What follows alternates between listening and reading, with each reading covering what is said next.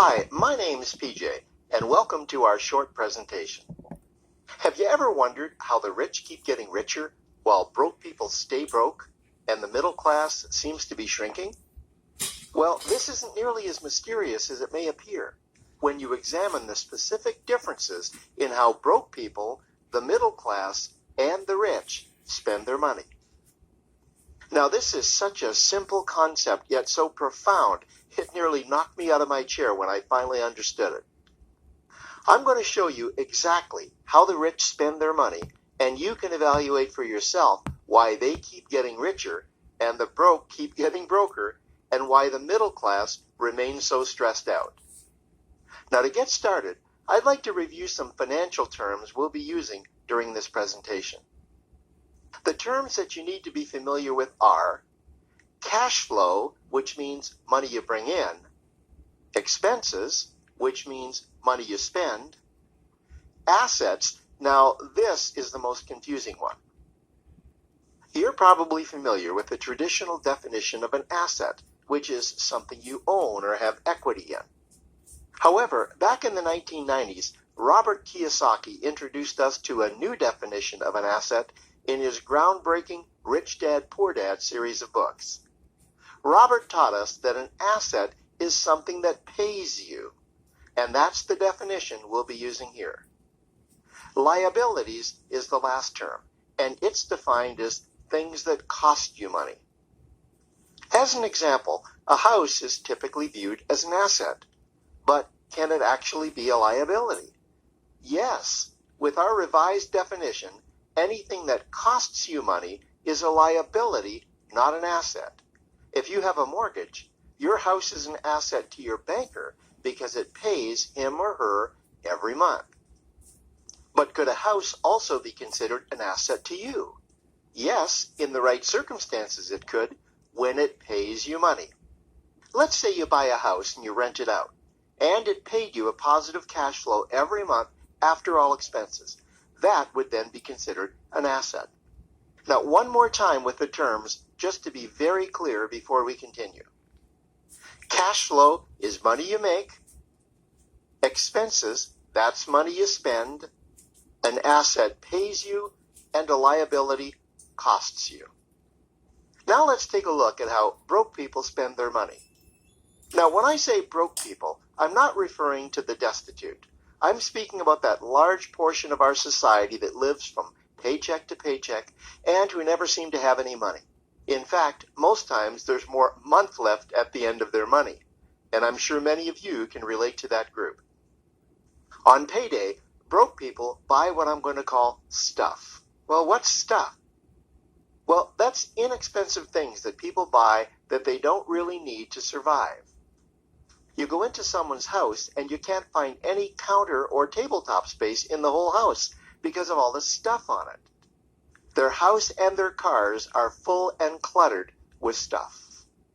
But where do they get all this stuff? They buy it at the flea market, at the garage sale, at the dollar store, at the craft show. So cash flow comes in and then it goes straight out the expense column to buy stuff. You see, broke people never really educate themselves on assets and liabilities. They justify buying all of this stuff by claiming that it costs so little. But over the years, it's all they ever have. The problem is their cash flow never produced or created more cash flow.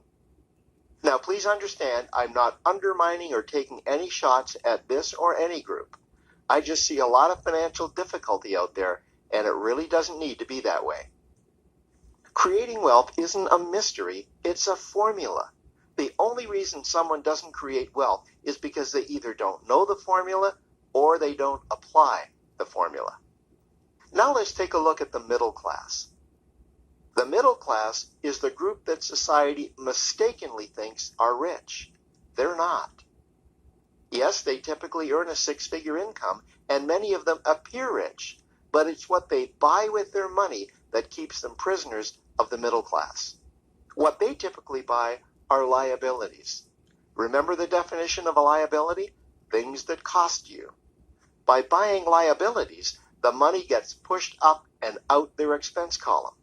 Liabilities are items like cars, boats, houses, airplanes, credit card debt. Now, let's see just how this happens. The middle class gets a nice paycheck, let's say $10,000 for the month. They then split that down the middle, and they pay their monthly expenses with half, and with the other half, they make a down payment on a new car. The car costs $5,000 down, and after they add on the insurance and the maintenance, that liability now costs $1,100 new dollars every single month. A few months go by, and they want a boat, then a vacation home, a Rolex watch on their credit card, a vacation on their credit card. And before you know it, their liabilities have raised their expense levels to near or above their income levels. They actually spend equal to or more than they make, meaning that they have to go to work and make a certain amount of money every single month just to cover their liabilities. The other important issue with both broke people and the middle class is that normally all of their cash flow is dependent on their own effort, meaning that they've educated themselves to exchange their knowledge and expertise for someone's money. Also, the money they earn is usually the highest taxed form of income. Here's an example. An attorney is knowledgeable about law, so people pay him or her in exchange for that knowledge on an hourly basis. The problem here is that if the attorney isn't sharing that knowledge with a client, then the attorney isn't making any money. This causes lots of stress and anxiety in their lives.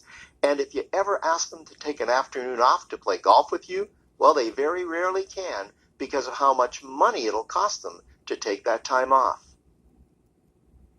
On the surface, life's pretty good. The reality is that it's a roller coaster ride. That's the middle class.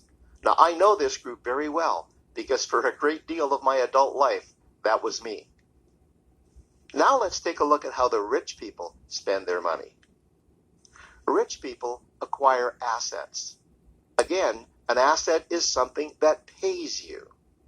If you want to become rich, buy assets that earn you more money.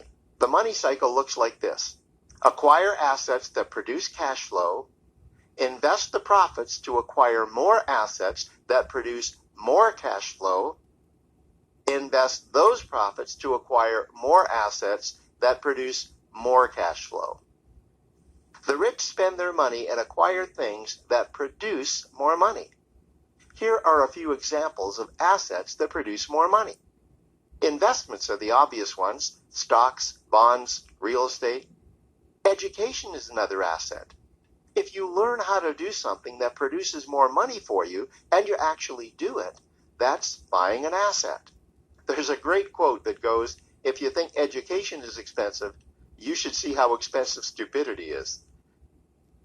Another example of assets you can acquire that pay you are cash-generating opportunities, especially those opportunities that can create a passive cash flow.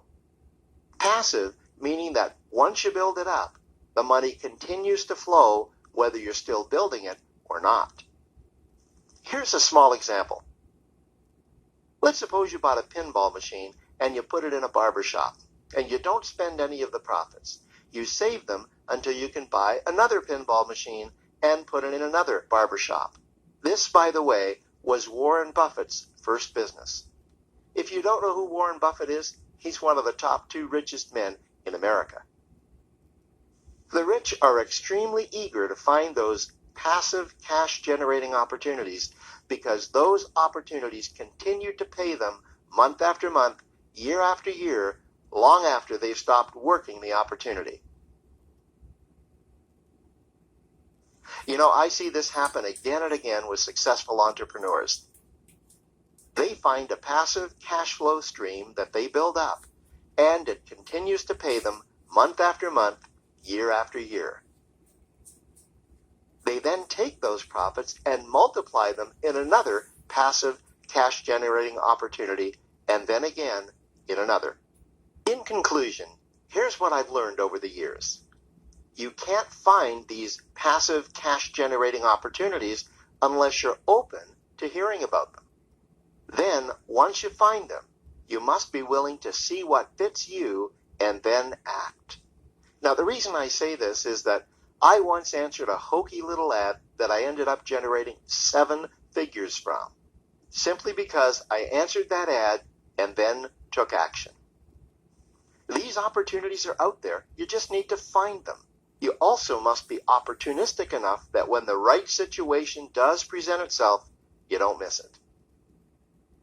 So remember, broke people buy stuff, the middle class buy liabilities, and the rich acquire assets, preferably cash-generating opportunities that can create passive cash flow. They then take that cash flow and invest it in another asset that produces more cash flow. That's the wealth creation formula. Now, I trust you found this introductory information helpful.